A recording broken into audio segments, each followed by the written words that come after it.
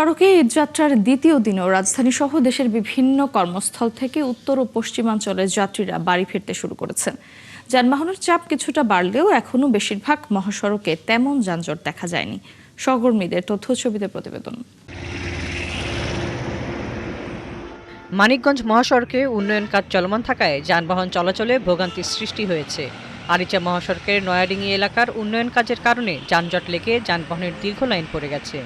সড়কে শৃঙ্খলা রক্ষার কাজ করছে হাইওয়ে পুলিশ। তো শুধু যে হাইওয়ে পুলিশ হাইওয়ে দেখবে তা না, এটা আমাদের জেলার যে সংশ্লিষ্ট যে থানাগুলো আছে তাদের যে অধিক্ষেত্র আছে, হাইওয়ে পুলিশের পাশাপাশি আমাদের থানাও এই রাস্তায় টহলে থাকবে, যাতে যাত্রীরা যেন নিরাপদ বোধ করে। এদিকে ঈদযাত্রার দ্বিতীয় দিনে ঢাকা আরিচা মহাসড়কের ধামরাই অংশে কিছুটা চাপ বাড়লেও যানজট নেই।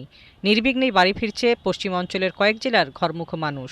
বাস কাউন্টার কর্তৃপক্ষ বলছে 25শে রমজানের পর থেকে শিল্প কারখানায় ছুটি হলে সড়কে চাপ বাড়বে। ঘাটের পরিস্থিতি যানজট মুক্তই আছে, এখন ফাঁকাই আছে, এখন যানজট নাই। আমি এখন যাচ্ছি শ্বশুরবাড়ি কুষ্টিয়া ঈদ করার জন্য। এদিকে শনিবার সকাল থেকেই উত্তরবঙ্গের প্রবেশদ্বার হাটিকুমরুল ইন্টারচেঞ্জ এলাকায় যানবাহনের চাপ বাড়তে দেখা গেছে।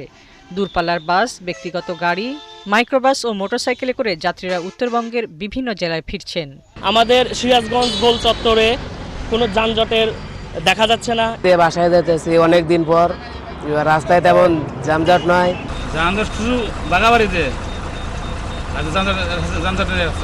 ইতিমধ্যে গাড়ি ঘোড়া কিছুটা চাপ বেড়েছে, তবে এখন পর্যন্ত কোথাও কোনো যানজট নেই। যশোরের মহাসড়কগুলোতে বেড়েছে যানবাহনের চাপ।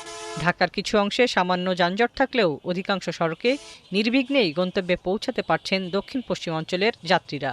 জি না, আলহামদুলিল্লাহ, এবার ঈদযাত্রায় আমাদের খুবই সন্তুষ্ট আমরা। দাম বেশি নেয়নি আর যানজটেও পড়েনি। আল্লাহর রহমতে কোনো ভোগান্তি নাই, আমরা খুব সহজভাবে খুব সুন্দরভাবে আসতে পারছি। তবে জ্বালানি তেলের সম্ভাব্য সংকট নিয়ে দুশ্চিন্তায় রয়েছেন শ্রমিকরা। হাসিবা আলী বর্ণা, ৭১।